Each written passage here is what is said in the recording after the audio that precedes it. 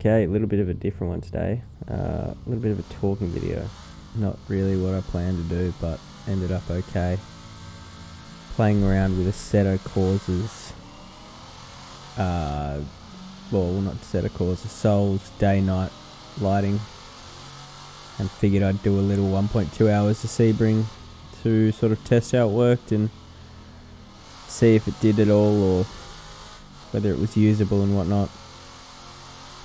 So figuring to do it here at Sebring, replicate the 12 hours, it's on this weekend, and just a awesome little racetrack for the 66 version. I ended up downloading GTR 2 Power and Glory after I did this video, just because I think the GT cars drive better on that game versus Assetto Corsa. I think there's a lot of problems when it comes to Assetto Corsa AI that don't really transfer to that game. But yeah, here at Sebring 1966 with a mixed field, not the exact field that was on the grid in 66. I think we got some cars from the 70s, some cars from like early as 61. I think Lotus Elans, maybe like 64. But it's the ACL grid, or not grid, sorry, packed by Bazza and the team over at THR. Yeah, mixed bag of 60s, 70s, as I said. I get two Ferraris sort of nice and checked up in front of me. Trying to make my way around the outside of one of them, not able to, so we'll get the power down. Nonetheless, coming up to Green Park for the first time. Make our way around here, hopefully avoiding contact or any first lap drama. It's a good try to sort itself out. Coming onto the straight first time. Get a nice little slipstream and miss a gear for good measure. And the Ferrari Vix in front. I think it's the Ferrari Vix. Anyway, I'm not sure. I know one of them is Vix. Pull up nicely alongside him. Brake as late as I can. Down a second. And turning in onto the back straight. Ferrari still in front of us, so we survived lap 1. I was really enjoying hot lapping this McLaren at Sebring. Unfortunately, I couldn't do the real time day-night physics between, well, the starting time of, I believe, midday. No, it was starting at 10 AM and then finishing at 10 PM. I couldn't do that because this car doesn't have headlights. I think it does in real life, but for some reason they're not in the game. So I just decided to run from 7 AM to 7 PM, so it will be getting extremely dark by the end of the race, as I got extremely wide, sort of forced out there by the Ferrari ahead, which was a bit annoying. I would have liked to have transitioned into the night phase, but at the end of this race it does get quite dark and we have no headlights, so it was a spicy last couple of laps. But here we are, lap 2, coming through the S's for the second time. Great little complex. I found it really tricky through that left-hander there, and extremely tricky through a big bend here. I couldn't quite put the foot down. I'd get caught up, sort of in and out of the throttle. Not quite able to just put it down, which was a bit annoying. I tried editing it out, the setup wouldn't work either. So, and then the hairpin here, I locked up every time. It was very similar to, I'm not sure of the corner name, but the one from Le Mans after the long straight. And then you come down Warehouse Straight into a little awkward chicane. These cars just feel so heavy in Assetto Corsa and so unwilling to turn on a dime, but then will oversteer on the exit of this corner. So it's a handful to drive, really. Very tricky and awkward.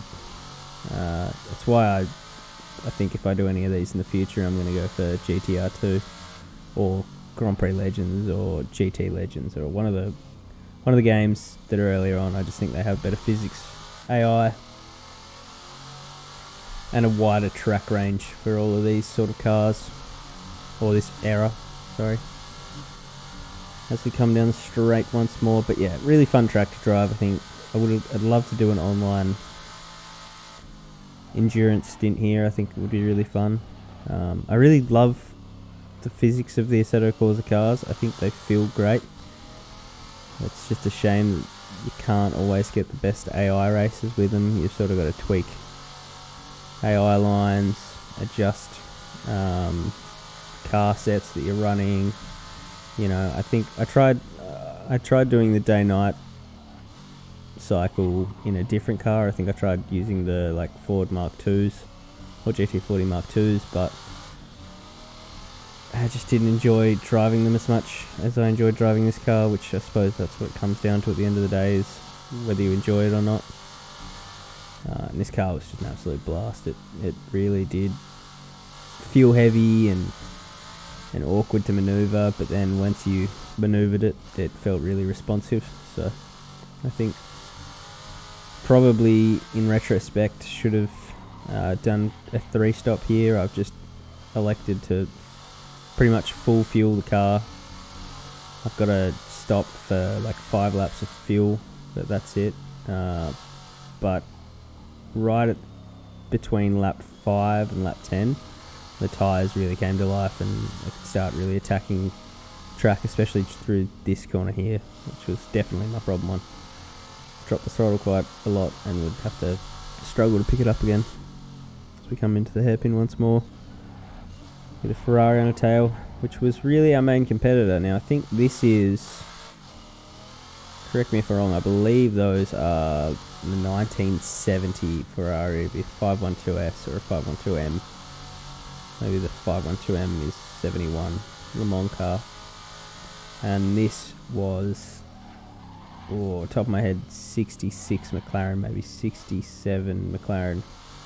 I reckon the model after. But this was actually a Can-Am car, whereas the Ferrari and majority of the other cars were Le Mans cars, which raced in the World Sports Car Championship. So, although similar to different championships.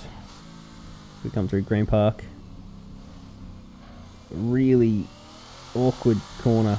Felt like you could brake way later because of the cones, but as soon as you went to do it, you would just spin off, or not spin off, you would just run wide past those bollards and have to cut back on. And those bollards are immovable, so you don't want to crash into them. But yeah, very fun car to drive. Breaking down the 200 board back there, and then running out wide as you can there towards that hay bale, not bollard, hay bale, but they are pretty much bollards. They do not have physics. But yeah, playing around with the weather effects of Seoul and seeing what I could do. Try to start at clear day and then go into like broken clouds and then overcast during the middle of the day and then finishing clear again, which was just to see how seamless it would look, I think. And I definitely couldn't tell when I was driving it. Like, you couldn't notice that it happened until you sort of would pull yourself out of it and then look at the weather again and be like, oh, it's gone cloudy, in which case it worked. But looking to do more of that sort of stuff, where maybe like rain and stuff. No, I know Assetto Corsa doesn't have rain, so it won't happen on this, but it might happen on like GTR2 or something. I'm thinking about doing a career series on that, but we'll see what happens. Come through the Estes once more. Love this little sector braking just before that driveway off to the right, and then turning in early as you can for that one. And then here I just did not have an answer. I'd pick up the throttle early, but I'd still have to get off because it's just understeer out to the left over here. Felt like there should be more track there. And then braking at the 200 for the hairpin, and just really awkward in between gear corner. I felt like second I bogged down, first I would over rev, first was too short of a gear. Unfortunately, you couldn't adjust all the gears individually in this car. It was just the final drive, which meant that you were sort of stuck between a rock and a hard place when it came to choosing gears. I think I would gear for this corner, which I've gone in second here. I usually was always in first, and so I've changed into first and missed the gear there, and that's just resulted in nice kick oversteer from missing the gear, which will let the Ferraris behind me catch up, I'm sure. My main competitor. And then the rest of the grid, I think we had like Chaparrals, a 2E, not the 2D, which I realised in post is the car that raced here, or maybe the 2F even. One of the two something, but I think I've got the wrong one here. 2E is the one with the wing, and they didn't have wings in the 66 race. Which ended up being a pretty vicious race for Sebring, or the history of Sebring anyway. I think it was the most dangerous race they had here. A couple of big accidents, one involving a car flipping off and going into the crowd. I'm not sure where, but I read something about that. But awesome and amazing that they used to run these tracks and do 12 hours, you know. I thought it would have been more like the Bathurst 12, where they do start in pitch black and then finish in the daytime, but it turns out it was the other way around. Start in the morning and then, or late morning, and then race on to early night, which was interesting. I don't know what the usual go for a 12-hour race is, but I thought it would always, just assumed it would always be start early morning, finish late arvo, as we get super close to that A-bail there, the first bend. Now the old track limits there, I was always going way past those cones. It just felt natural to me, I think. But awesome track, very fun to just do laps of. I think very therapeutic track to just turn laps. So just a shame that some things in Assetto Corsa I absolutely love, and then some I just can't do it. Like some of the bigger cars around this track just did not feel good to race. They were very awkward and not the sort of cars you want around here. I feel like a more nimble car would be the way to do it, like an early Lotus, or this McLaren worked quite well. Lower downforce stuff that isn't so heavy and doesn't have such a massive engine, because there's nowhere to really put the power down except for the straights. And there are a ton of tight corners, so running way over the old tyre barriers there. Obviously not working, but happy that they aren't.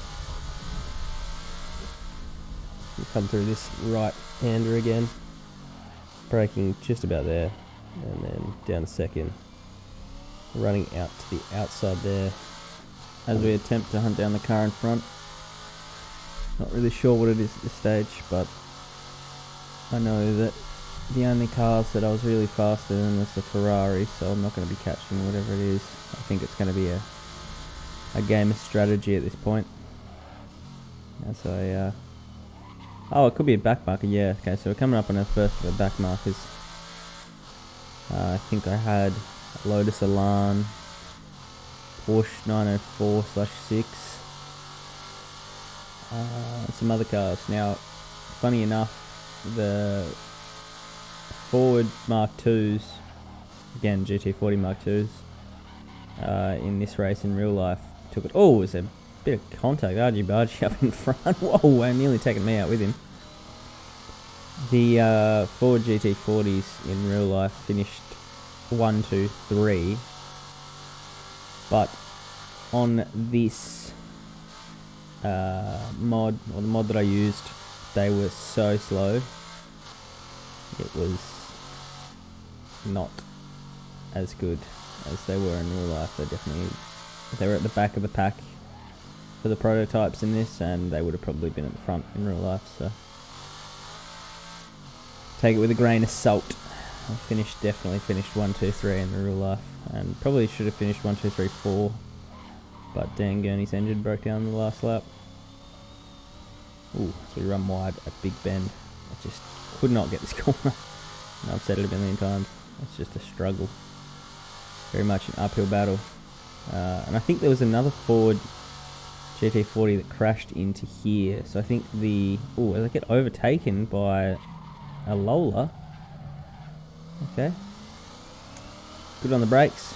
I'm carrying a bit more weight than he is, I think. Should be able to get him down here. But yeah, there was that sand barricade went all the way down around the corner, I think.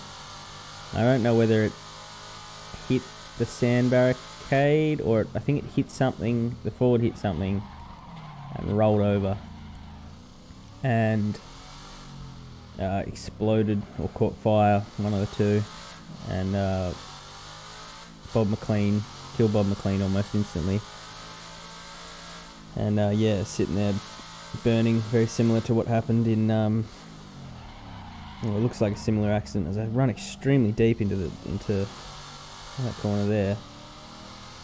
It seemed similar crash to what happened in Zandvoort in 72 or 73. Can't remember which year. Where the car rolled over and they just couldn't do anything about it. And sort of just sat there watching him burn, which is extremely grim, but was definitely how it was. Coming on the back stretch once more. So should be catching up to a lot of the back markers now. I think they should be pretty well packed up. I did do some balance of performance as best as I could as we come up on what looks to be a Lotus alarm in ahead of us. Oh no, this could be a Porsche. One of the two anyway. Come up alongside it. A much nicer run out of there than it. Also a lot more power. But yeah, it was a very violent race. There was a crash with Mario Andretti and another driver, where the other driver, I think Mario Andretti, span into the chicane at the end of the lap, and the other car punted into him while he was spinning, and which forced him to just go straight on, and the other car, which might have been a Porsche as well, went into the crowd and killed 3 or 4 spectators. And apparently it was the most violent race I'd ever had here, which is hard to believe considering, you know, this era was definitely nothing but violent. Yeah, so I think the GT40 hit that tower on the right. That might have been where it crashed. Unsure. I couldn't find any details on it at all. But I don't really know if I want to either. Let's come onto the warehouse straight once more. I was really sloppy through this section. I don't know. It just was not my favoured part of the track. I think the back straight and the main straight are probably my 2 favourite parts.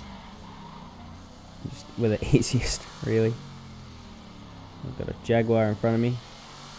Should be an E-Type in front of me. I'm getting past him. Coming into Green Park. And Shelby in front of me. Shelby Cobra. Coming into Green Park, second half of it. Not could be a Mustang, yeah. Getting past him anyway. And then all of the back markers. So it's quite fun doing these old school enduro races with mixed grids, because it's definitely keeps you on your toes when you come through these sort of sections. I mean, if the AI were better, it would have been really fun, and I think it comes back to the online thing. If you could do this with a big group of people, it would be a ton of fun.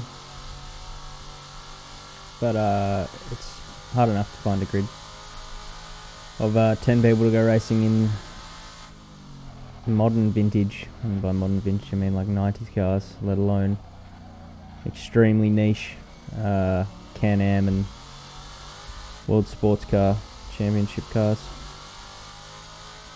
So I think take it while you got it. Let's come across the start finish line once more under the Mercedes-Benz sign, aiming for that hay bale on the left in the first corner, running out wide, trying to just nick that cone there down the third. Nice turn in, run it out wide you can, and then down second. Want to be on the brakes for a decent bit before you jump on the engine braking. You go down to second, then up to third, braking at board right there, and then turning in off throttle, slowing it down a little bit more, turn in. Don't want to drop a gear there because you'll hit the limiter straight away. So leaving it in third and then short shifting up to fourth, or as I've opted for here, experimenting, and then shifting up to fourth. And then coming down to the hairpin, awkward braking zone, slightly downhill, a lot of weight behind you. Clip that inside curb, Don't worry about the tyre barricades because they do not exist. Up to 4th, run it all the way down to Warehouse Straight. Another awkward overtaking section if you get alongside a car. That's another downhill braking zone, slight downhill anyway.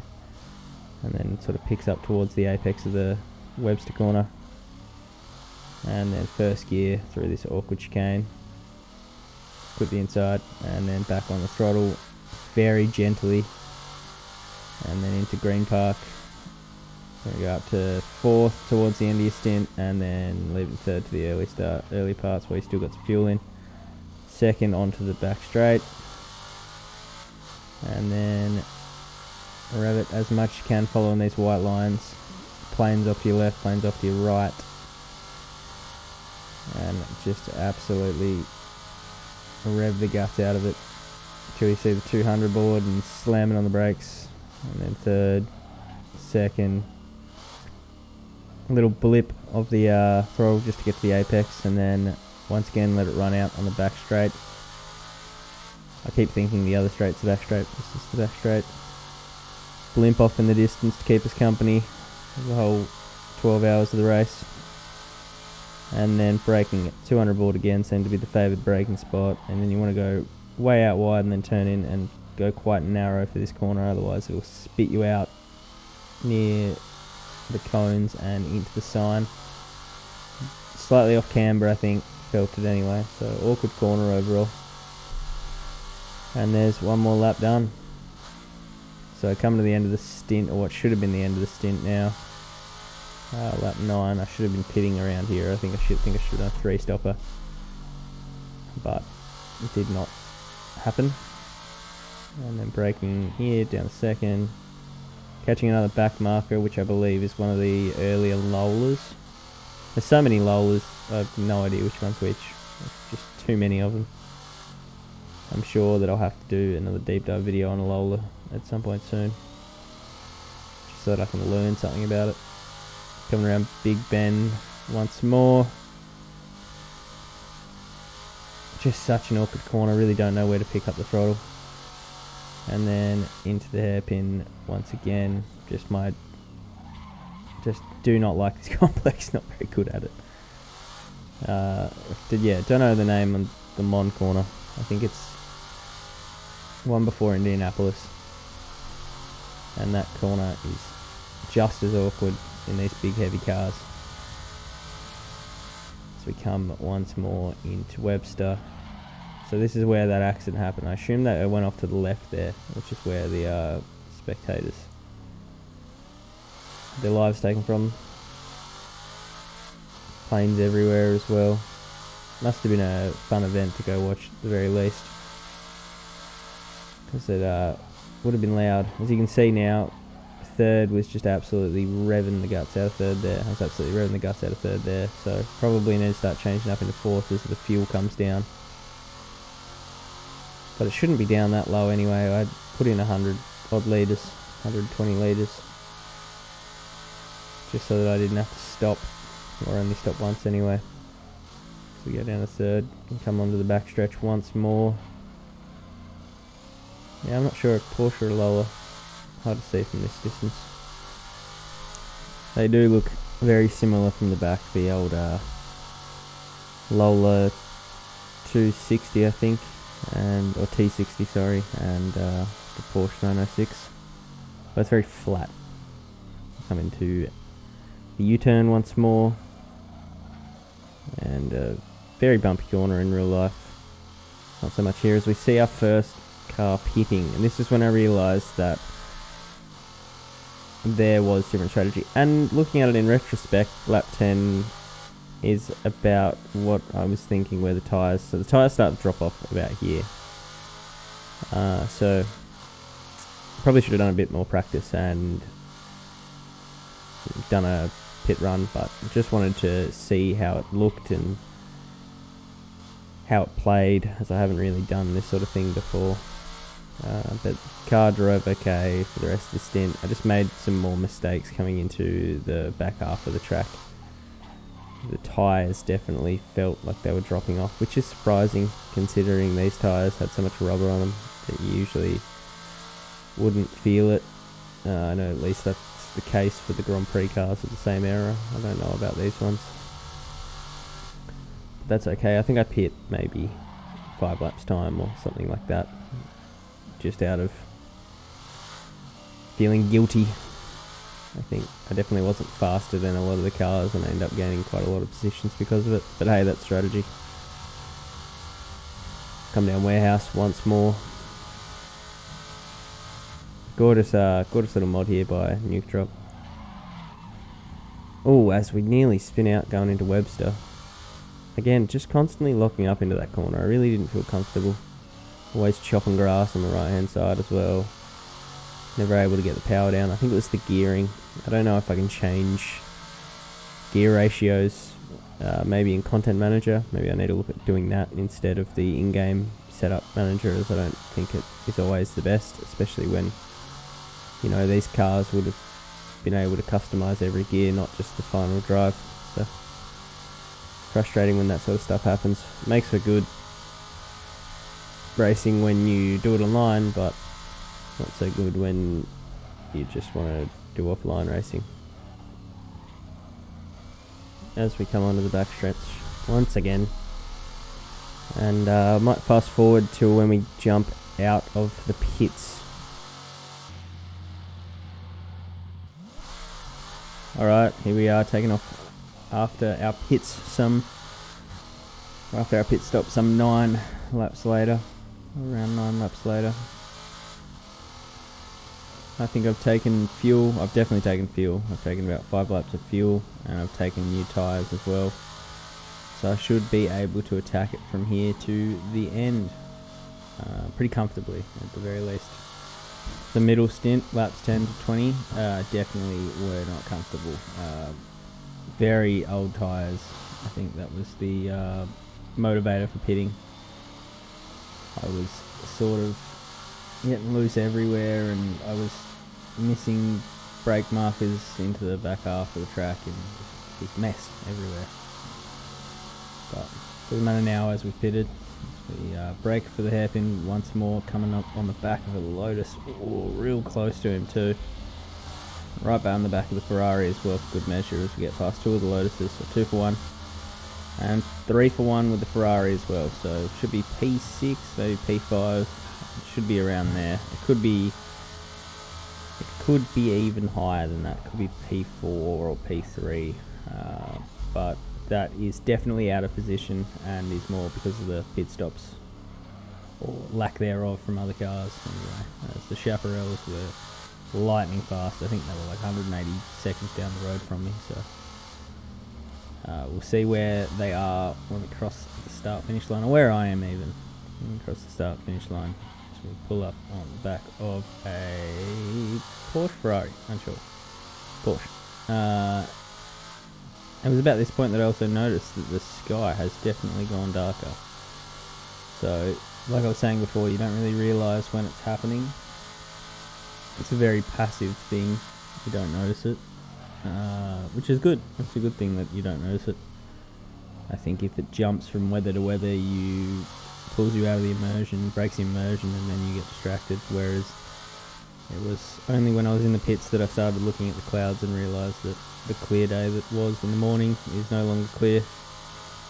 And maybe not overcast, but definitely cloudy.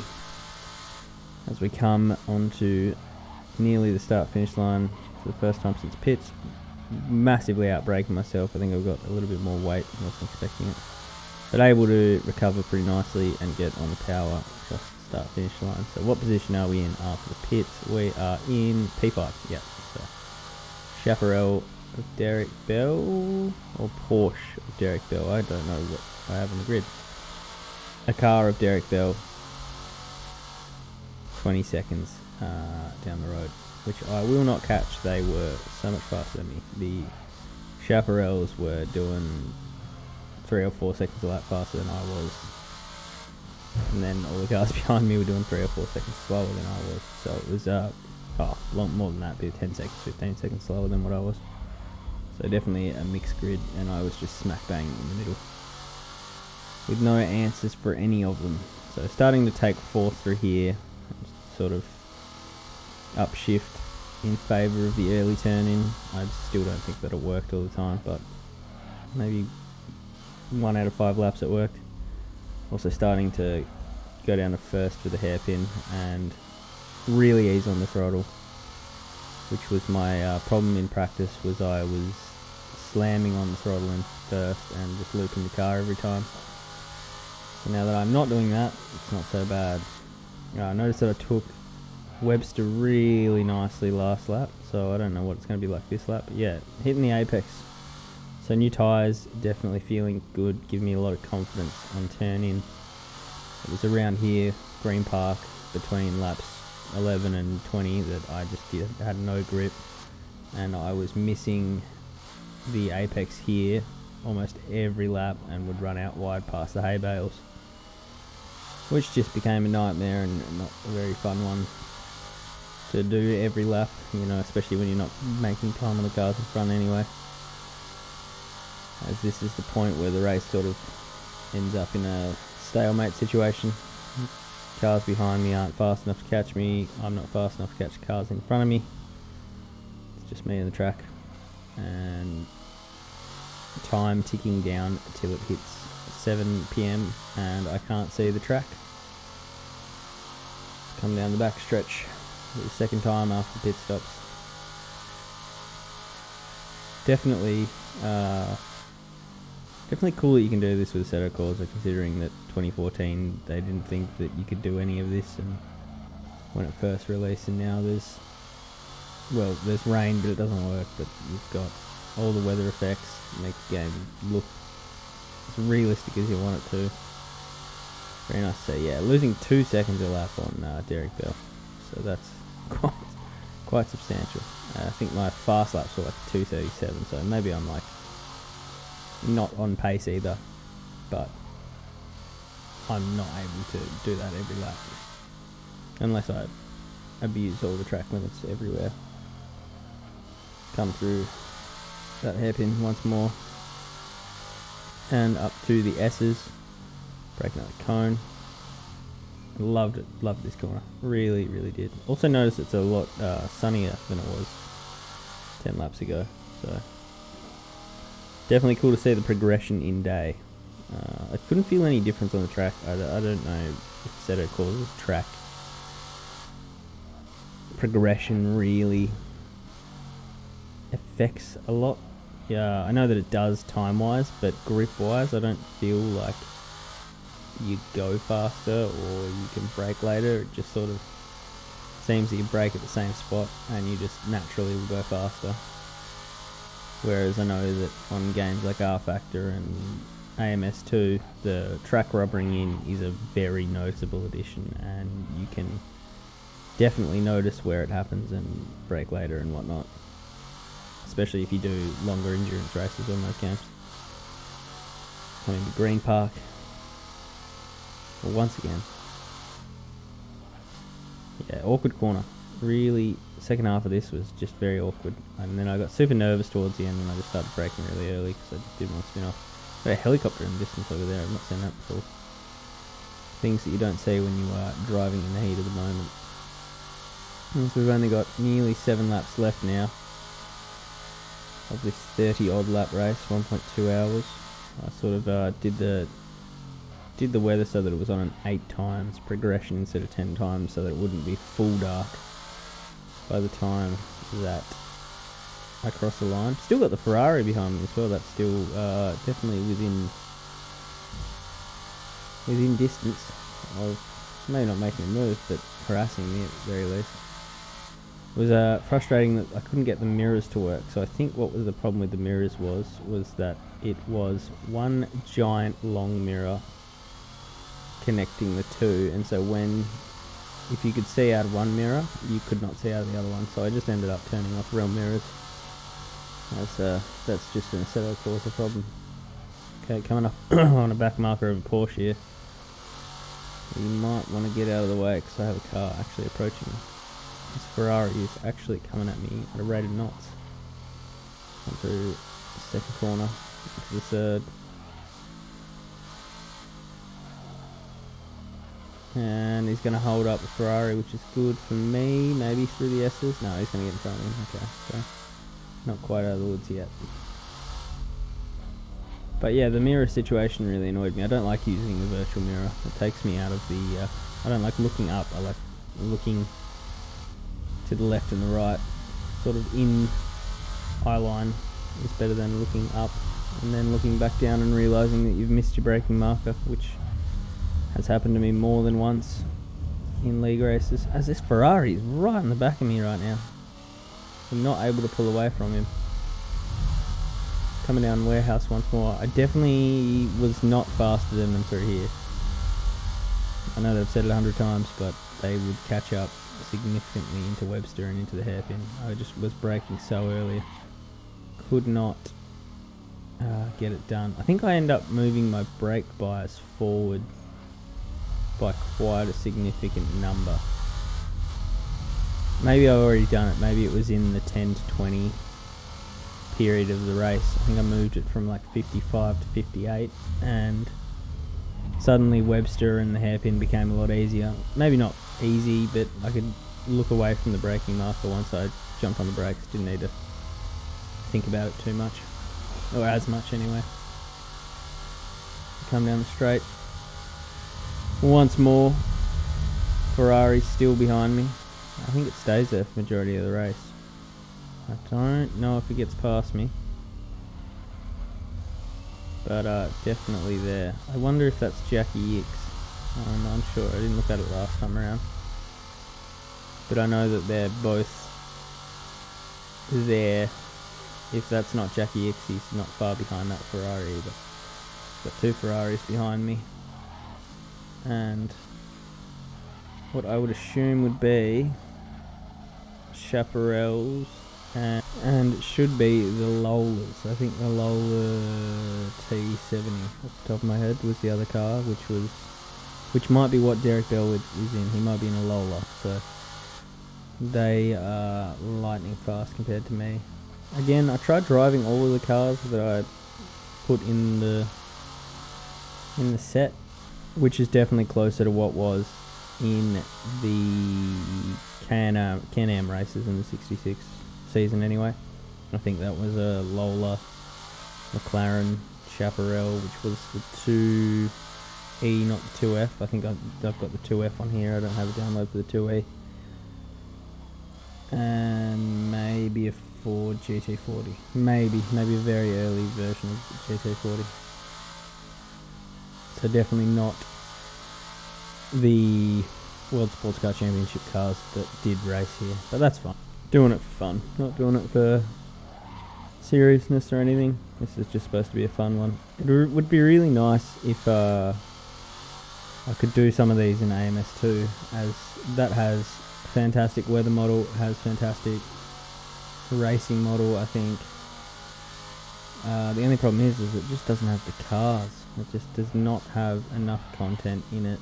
And I know that they've been doing, or they had been doing, quite a good job on the old vintage stuff, but it seems they've really slowed up recently, which is a shame, because it was looking very nice. Especially, I haven't even heard anything about the 67 version of Le Mans yet. I don't know whether they probably release maybe like a 60s Le Mans pack for that, which would be pretty cool and probably draw me into that game a lot more, but at the moment I've just decided to go backwards and tried GTR2 and GT Legends instead, because well, the content's there. You know, Assetto Corsa can do what it can do. I think it really struggles. It starts to struggle in this sort of area where you get mod cars and mod tracks, and understandably so, I think. But still frustrating that you've got all this content and you can't just plug and play with all the content. As good as it looks, you know, track looks great, car looks great, both handle well, you just can't get the AI to run quite nice with them, which is definitely a shame. As some of the clouds start to be seeming to get a little bit darker. Now, I didn't put rain on, but they are looking very dark in the sky. So I can't remember what I said. I think I said broken clouds for the finish of the race. My time starts coming down. I'm actually catching Derek Bell, not by a lot, but a little bit per lap, which is surprising to me. I did not think I was faster than the Lolas, so we'll see how that goes towards the end of the race. I've only got 5 laps to go now, so not a lot left in it when it comes to that. I think by this point the Chaparrals are probably very close to lapping me. We seem to drop off on the Ferrari quite a lot. I wonder if we got held up by traffic and I wasn't watching. Comes to the S's once more. Definitely starting to get a bit darker out. Just starting to lose some sight through here. It should be another 2 or 3 laps before the sun really starts going down. But you can see the progression starting to take effect as I lock up massively into the hairpin. I need to get better at driving these cars. They're definitely different to the Grand Prix cars that I am used to driving. The old brakes aren't as responsive. Braking at the 200 board. Starting to lock up a lot less into here though. I definitely think that was the brake bias. So maybe I just need to start adjusting it on the fly a lot more. So opt for second through there, which is not a good choice. And not faster by any means. But I started also opting for 4th through here and then down to 3rd, then down to 2nd. Just started to feel a bit better. Felt like I had more pace into the first half. But then sometimes would lose out on the second half, which is what happened there. No issue. I'm definitely in no man's land at the moment when it comes to cars. I am lonely race from here on in.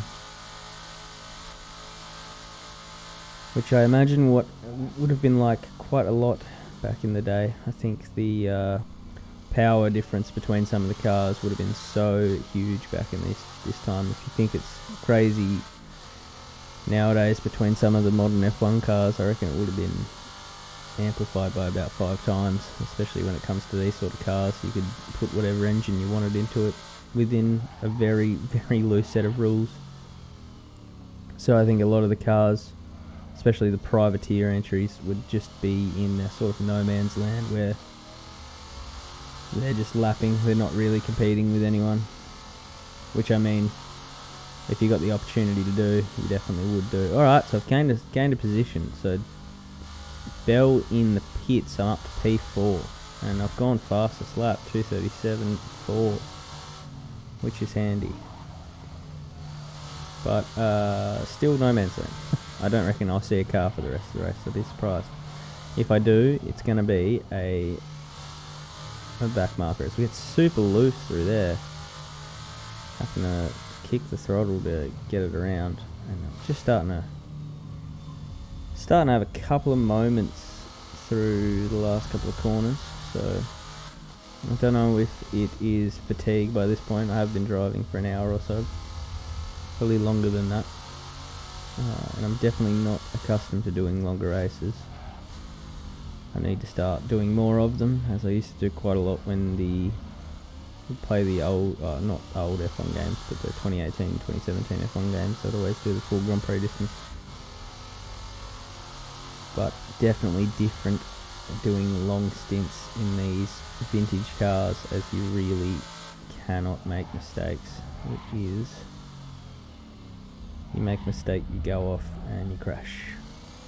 Which is why it's so much fun. You've got to be so on it the whole time. Opting for second through there again. Okay.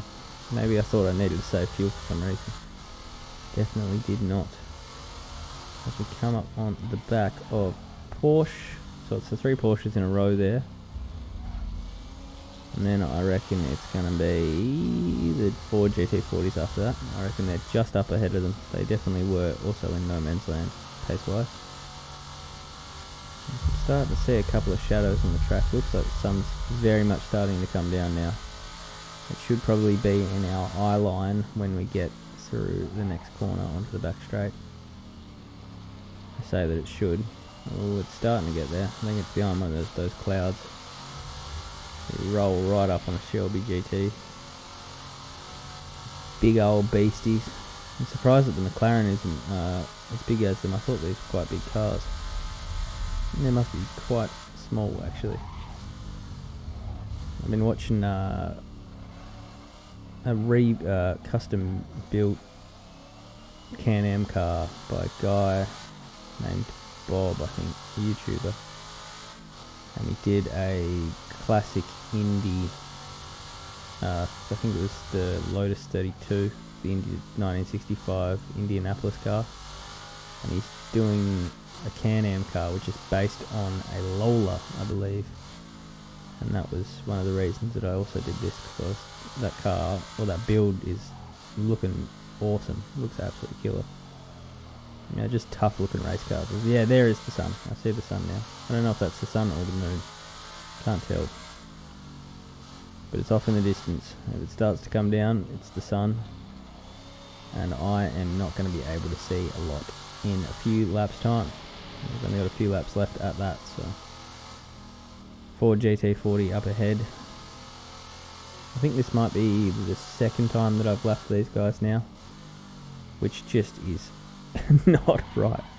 Feels wrong for me to say. And they were Mark IIs as well, so these are the cars. The car that I am about to lap is the car that won the race, and definitely should have won 1, 2, 3, 4 had Mr. Gurney's engine not blown. Oh, there's a bit of contact. Pulls out on a Alfa at the last minute that I just could not see, so a bit argy-bargy. And those shadows are starting to get really big, so sun is definitely setting.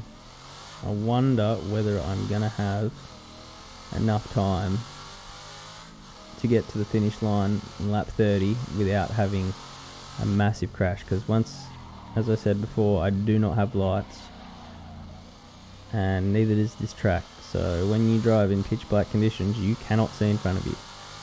In fact, even when you had headlights, you could not see in front of you. It was low light at best. I mean, you could drive, but you could not drive fast.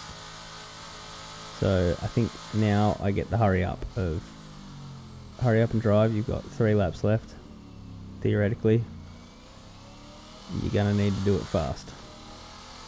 And I'd sort of had guessed that the sun would come down at about 7 o'clock. So I tried to do, as I said before, 8 times to just finish just before 7, maybe. I think it might be like 6:30 was my guesstimate, instead of 7 o'clock. So the race should be finishing about 6:30. Probably should have had the time up, but you can see the sun is beaming down on the HUD, or the dash now. That was not there a couple of laps ago. So another 37, so fast lap. Losing time to Derek Bell behind, which is not a good sign either, but because that was a fast lap. Come through the second bend. Once more, don't have long left in the race now. Need to get it done ASAP, as that sun is just coming down more and more by the second. You can almost see it moving in the sky. That's time progression is that accelerated. It's surprised that you can't see the clouds move more, actually, but that would definitely be jolting and not fun to look at. But there's the sun, and it is just coming down. You can see it coming down. You can actually see it move. Come up on the second of the GT40s in the old Gulf livery, probably the best livery in all of motorsport history. You're going to need to get a move on, because I do not have much sunlight left in this day. As this building was a shadow before, now it is just it was a small shadow, now it is just a complete shadow. We come through Webster. All of the shadows on the track are just growing larger and larger, and I'm starting to be able to see less and less.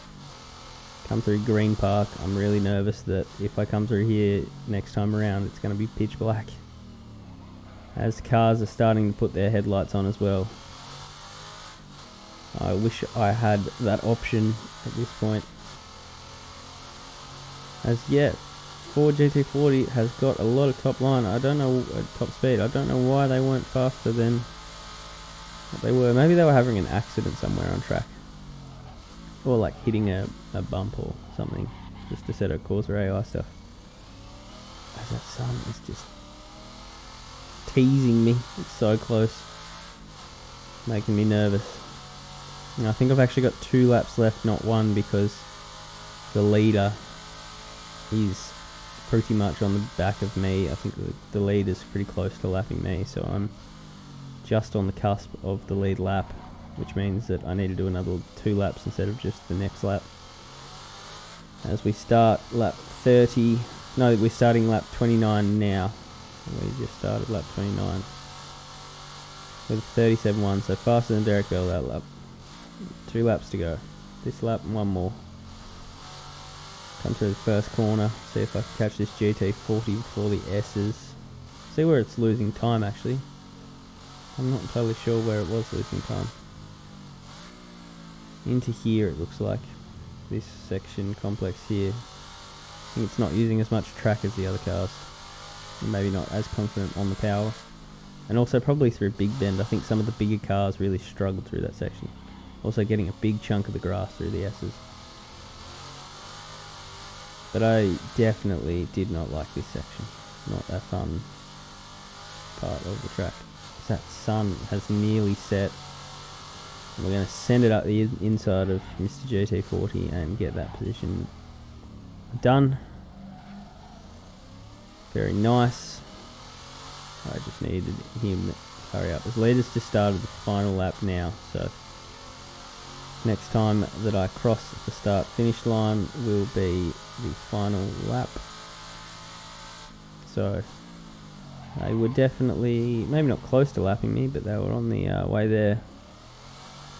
Starting to miss braking markers now because I cannot see, so not a good sign. Those signs getting ever brighter for the half second before they go fully dark. Oof, really starting to make a couple of mistakes now, just going a bit wide where I shouldn't be. Getting nervous, seeing lights off in the distance. As we pull onto the straight once more. Catch up on that Lotus at 1,000,000 miles an hour. Which I will be doing the next video after this on. And we go on to the back straight for the second to last time. And I wonder will that sunset this lap. It is really getting close. That sunset. Oh so beautiful in the distance, but oh so dangerous at the same time. As we start to pull up on the Porsches for another time around. Oh, and I've missed the final corner. And the Porsche nearly gets a run back on me. So mistakes are being made as we start the final lap. And I have definitely gapped Mr. Bell. Surprisingly still putting in fast laps even with all the mistakes. We come through the first corner for the last time. Cars off in the distance on the front straight. Come through the second corner for the last time. Night time ever growing closer. Ooh, what if it wasn't in a race car, it would be a lovely view. But unfortunately, really not able to see much at this point, especially through this part of the track, just no lights at all. And the shadows just being cast all across the racetrack. Can't see where the track ends and where the grass begins. So I don't think the sun's going to set quite as we cross the line, but it's going to be real close, especially if it goes behind that cloud. I reckon it is going to shroud the track in darkness. Come on to the warehouse straight for the last time. Can I make the braking marker on this straight? I missed it last time. Trying to spot the 200 board on the right hand side here. Braking way early. Just making sure that I make the corner, I think. A bit nervous. That shadow carrying all the way onto nearly the next corner now. Come through Webster for the last time. Through the awkward part of Green Park again. Those planes in the sky probably are getting quite a good view at the same time. Onto the front straight for the last time. Blimp in the distance just above the skyline. The sun line. And it is final lap. I've just tried to adjust mirrors. Check the gap on the fly. Cannot see that braking marker at all. Have I made the corner? Yep. I can't even see where the track begins and the grass ends. Can't even see it. Can't see anything at the moment. If I had to do one more lap, I would not have been able to do it, I don't reckon. Am I going to be able to see the 200 board? Oh, I don't think so. Where is it? That's it there. No, right there. Third, second, brake as early as possible. Slam on the brakes and come around the last corner for the last time to finish 1.2 hours of Sebring with progressive weather. And if that was a tighter grid and I maybe had done a couple more pit stops, I think it would have been a really interesting race with a lot more action. But I know for next time. So anyway, thanks for watching and I'll see you next time.